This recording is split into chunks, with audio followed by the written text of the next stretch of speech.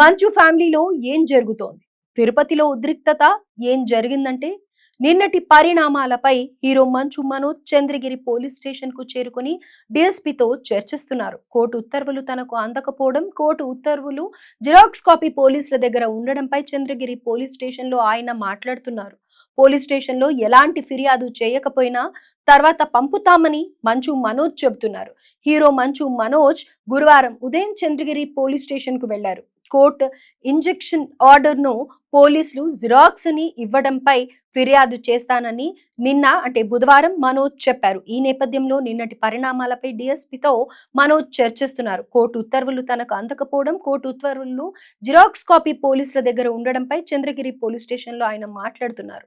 Police station లో ఎలాంటి ఫిర్యాదు చేయకపోయినా తర్వాత పంపుతానని మంచు మనోజ్ చెప్తున్నారు. మంచు ఫ్యామిలీలో ఏదో ఒక విషయంలో వివాదం నడుస్తూనే ఉంది.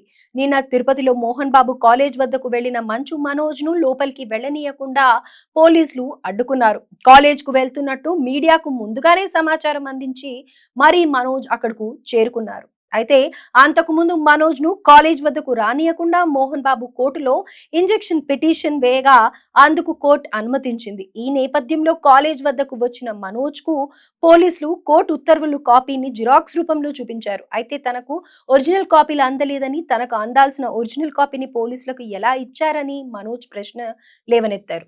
ఒరిజినల్ కాకుండా జిరాక్స్ కాపీలను మాత్రమే ప్రతి గేటు వద్ద తనకు చూపించారని మనోజ్ తెలిపారు.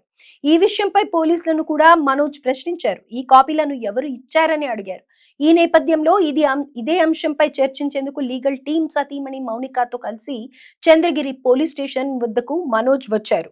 పోలీసుల వద్ద ఉన్న జిరాక్స్ కాపీని ఎవరు ఇచ్చారు అనే దానిపై డిఎస్పీతో మనోజ్ చర్చిస్తున్నారు. దీనిపై పోలీసుల నుంచి సరైన సమాధానం రాకపోవడంతో న్యాయ నిపుణుల సలహాలు తీసుకుని తాను వెళ్లిన తర్వాత ఫిర్యాదు చేస్తానని మంచు మనోజ్ తెలియజేశారు. కాగా నిన్న పెద్ద పండుగ సందర్భంగా కాలేజ్ లో ఉన్న తన తాత అవ్వ సమాధి వద్ద నివాళులు అర్పించేందుకు అనుమతించకపోవడంపై మనోజ్ తీవ్ర ఆవేదన వ్యక్తం చేశారు. చివరకు పోలీసులు మోహన్ బాబు కుటుంబంతో మాట్లాడి మనోజ్ ను లోపలికి అనుమతించిన పరిస్థితి. దీంతో మనోజ్ తన సతీమణితో కలిసి లోపలికి వెళ్లి తాత అవ్వ సమాధుల వద్ద నివాళులు అర్పించారు. అంతకుముందు విష్ణు, మనోజ్ బౌన్సర్ల మధ్య కొద్దిసేపు వాగ్వాదం చోటు చేసుకుంది.